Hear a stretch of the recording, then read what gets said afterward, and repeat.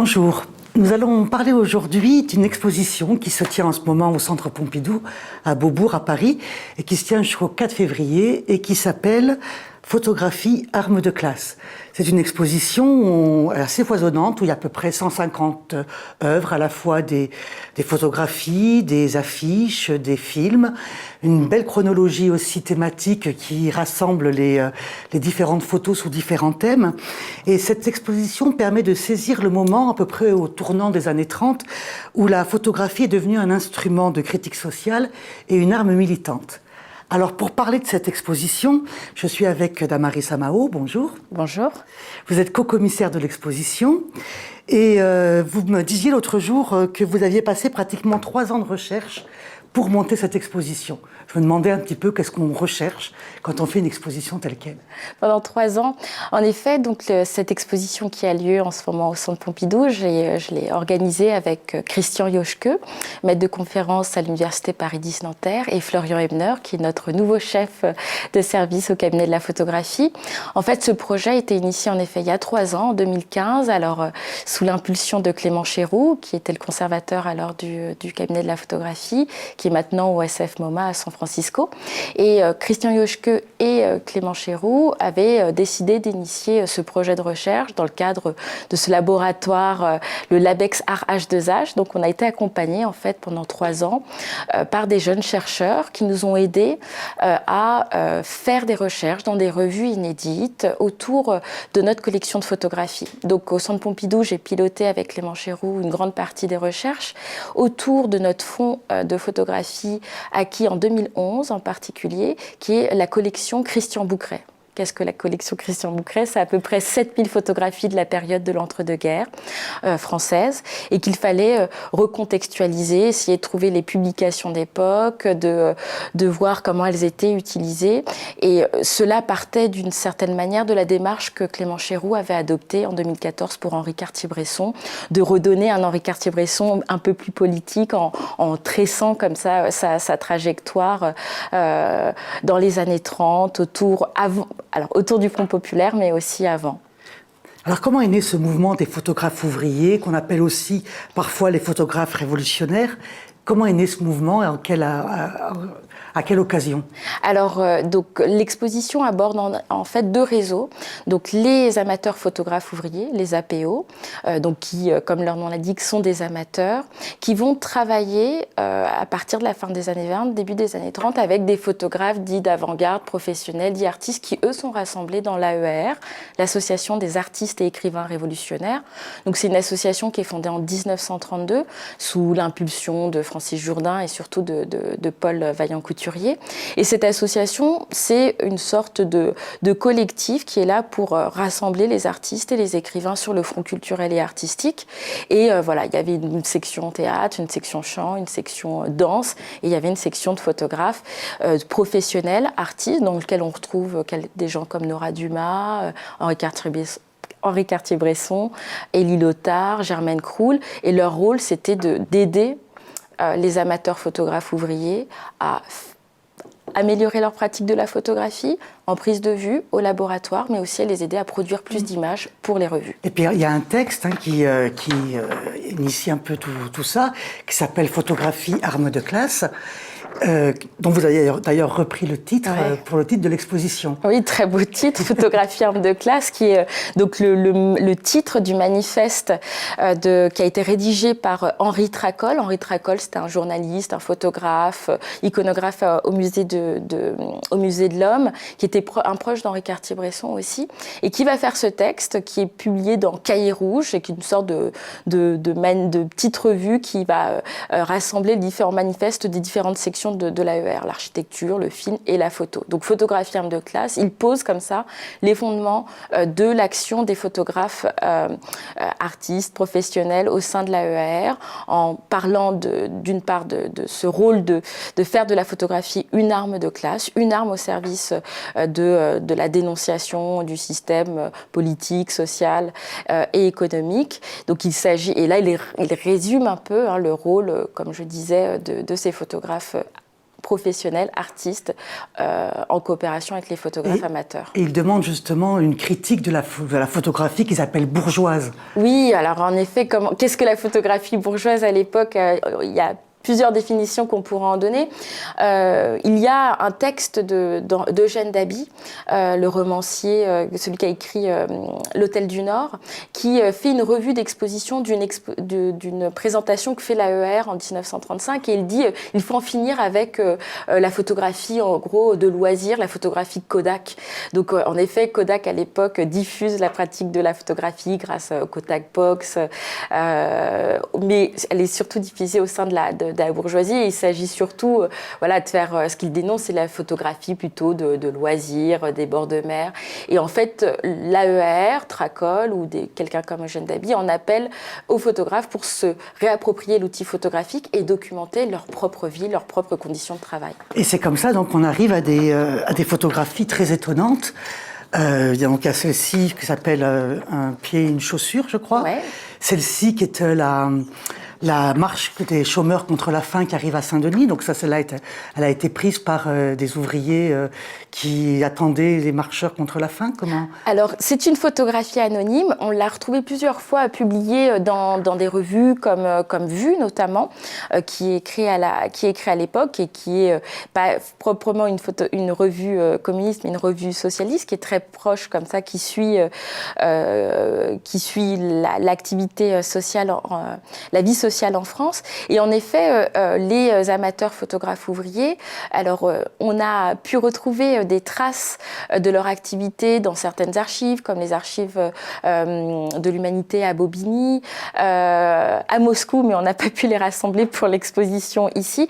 Mais on a surtout beaucoup trouvé leur voix. C'est ce que dans le catalogue d'exposition, on essaye de montrer. À la fin, il y a une anthologie de textes qui permet de montrer comment ces amateurs photographes ouvriers étaient véritablement mobilisés. Et leur désir, c'était, il fallait documenter bien sûr leurs conditions de vie, le travail, les manifestations, les répressions policières. Ça, c'était quelque chose de très important pour eux, même si on n'a pas pu trouver beaucoup de ces photographies aujourd'hui, mais on fait un appel, l'exposition, une sorte aussi d'appel que les gens retournent dans leurs archives pour nous aider à trouver plus d'images de ces APO.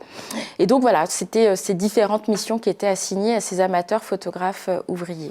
Alors il y a ce foisonnement aussi, il est rendu possible parce qu'il y a énormément de revues qui sont prêtes de revues de gauche, qui sont prêtes à justement documenter ces conditions de vie, et ils font appel justement à ces photographes-là. Oui. Alors c'est vrai que la fin des années 20, dans l'histoire de la photographie, de manière générale dans l'histoire visuelle pour la France, c'est le moment où on dit que c'est l'apparition du magazine illustré, comme Vue, qui est dirigé par Lucien Vogel. Mais la même année que Vue, il y a aussi l'hebdomadaire, alors d'abord un mensuel, Nos Regards, qui est fondé par le Secours ouvrier international et Willy Munzenberg, qui est une personnalité comme ça, qui est croisée de l'URSS, de l'Allemagne et de la France, et qui fait comme ça le passage entre les différentes politiques offensives du Parti communiste.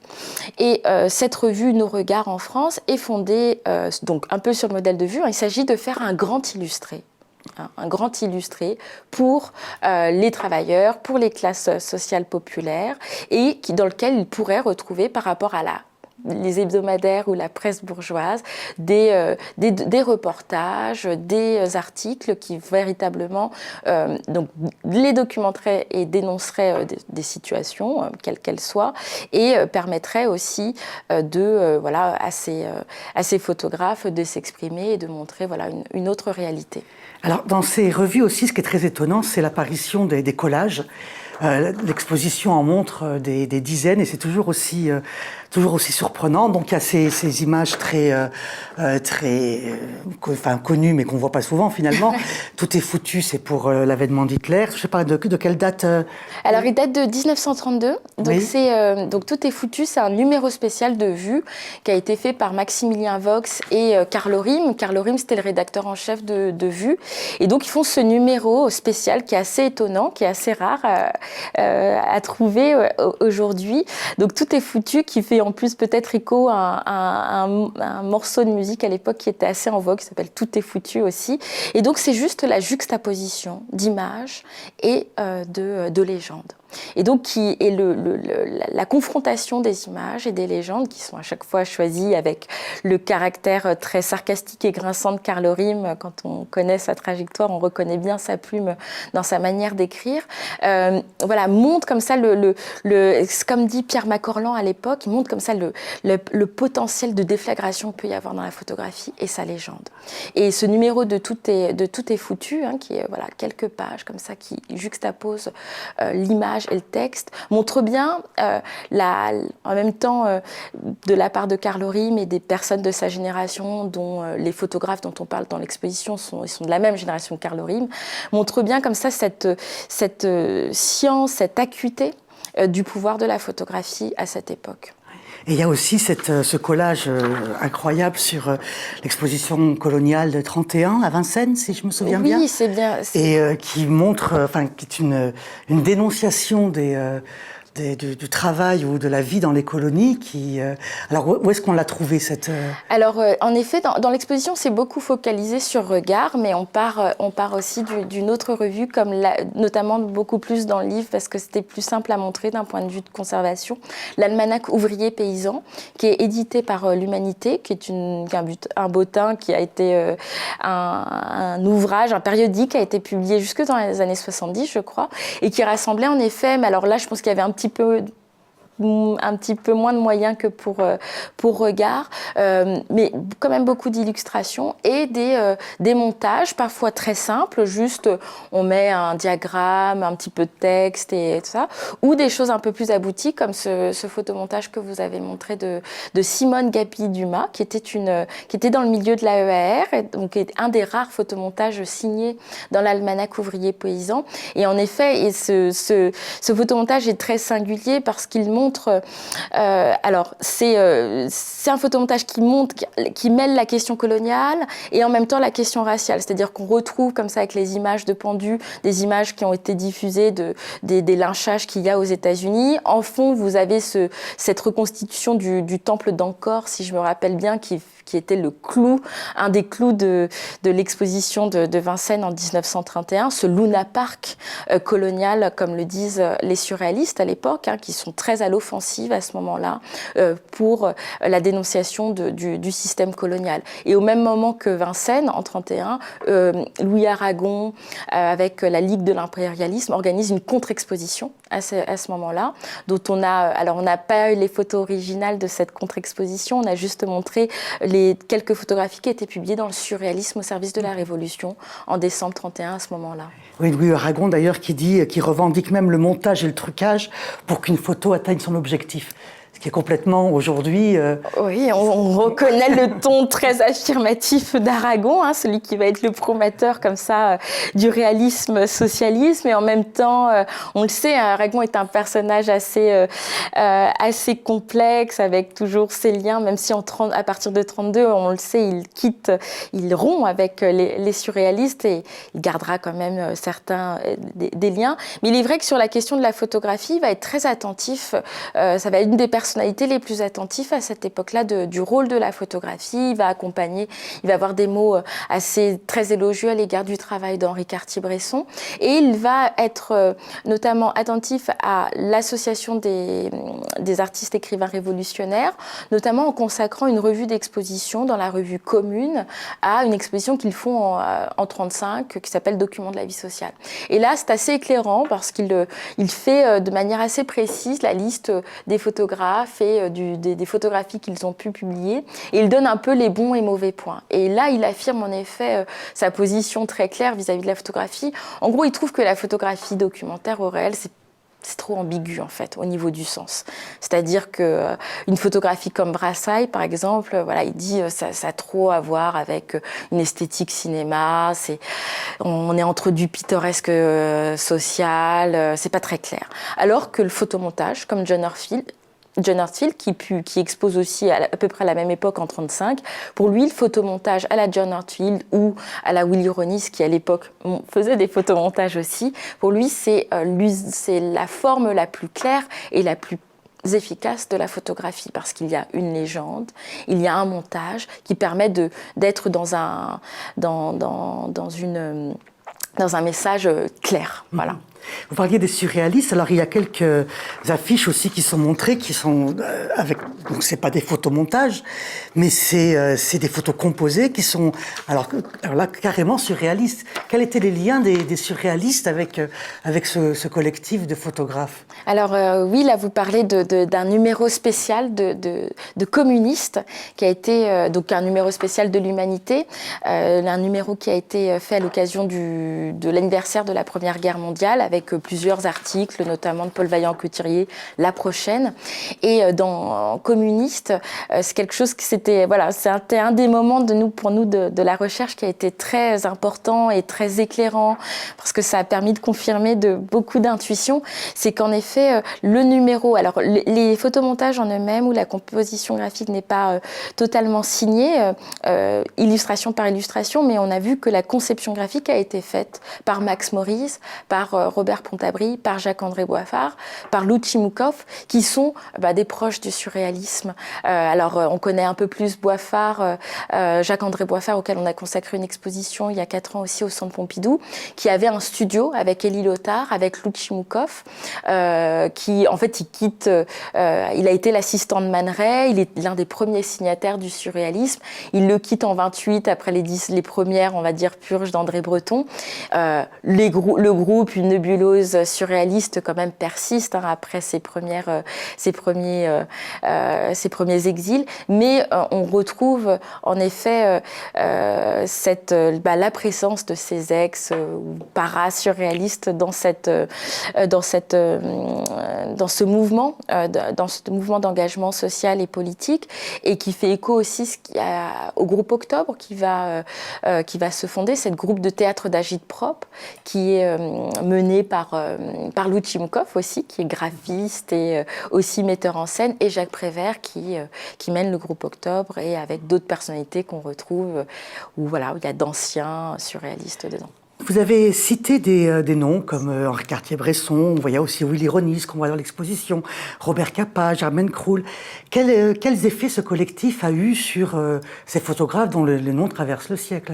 Alors, à part peut-être Germaine Kroul ou Man Ray, qui dès la fin des années 20 sont quand même des personnalités qui sont assez bien connues à Paris, donc c'est des grandes figures de l'avant-garde, tous les noms que vous citez là, comme Robert Capa, comme Henri Cartier-Bresson, ou encore comme Élie Lothar, ou comme Boiffard, c'est des personnes qui sont de jeunes photographes, qui ont leur carrière qui est en train de commencer ou de décoller. Et c'est assez singulier de voir comme pour Henri Cartier-Bresson ou pour Robert Capa, que ça va devenir parmi les plus grandes figures de l'histoire de la photographie d'après-guerre, ou on va dire à partir des années de 1936, avec la guerre d'Espagne et le Front populaire. Ils ont les grands noms. Ils ont fait un peu leurs armes dans ces années-là? Oui, on va dire que ce soit la photographie dite humaniste ou le photoreportage, on voit que toutes les sources, elles commencent à se former, à s'élaborer dans ce qu'on a défini un peu comme une sorte de laboratoire visuel de la photographie sociale pour cette période 1928-1936. C'est une fourchette chronologique auquel on tient, puisque on a voulu s'arrêter à 36 parce que 36 c'est la guerre d'Espagne, c'est le Front populaire. C'est des périodes qui sont un peu mieux étudiées pour cette période de la photographie sociale ou engagée en France à cette période. Quand on pense aux années 30, la photographie engagée, on pense plutôt à ces deux événements majeurs. Et cette période 28-36 était beaucoup moins étudiée, et en même temps on sentait qu'il y avait des choses qui s'étaient passées à ce moment-là, notamment autour de l'AER, autour de la question du reportage, du documentaire, du photomontage, qui était à la source de ce qu'est la photographie moderne. Vous dites, vous écrivez aussi dans le catalogue de l'exposition que ce moment d'histoire de la photographie, je vous lis, Ouais. au tournant des années 30, est à rapprocher du mouvement actuel de l'usage de l'image militante sur Internet. En effet, c'est. Alors, est-ce que c'est un trop grand raccourci que nous avons fait? Je ne sais pas, mais en même temps, d'avoir travaillé sur ces réseaux, sur la manière dont l'image se produit, dont l'image se diffuse, nous a constamment demandé de faire le lien avec ce qui pouvait se passer aujourd'hui. Et en effet, cette manière notamment dans le texte de Tracol, Photographie arme de classe, ou dans les autres textes qui sont publiés dans le catalogue, on voit qu'il y a cette exhortation à amener l'anonyme, l'amateur, à prendre en main à prendre en main la production des images. C'est-à-dire que cette image doit être partagée d'un point de vue de sa production et d'un point de vue de sa diffusion. Et Internet, aujourd'hui, les nouveaux médias, médiums de communication, sont la réalisation, peut-être, pour le meilleur et pour le pire, des envies qu'il pouvait y avoir à cette époque-là, autour de ces réseaux. Merci. Merci Donc, à vous. Photographie arme de classe, c'est au centre Pompidou, dans la petite salle en bas, l'entrée est gratuite. Oui. Et c'est jusqu'au 4 février.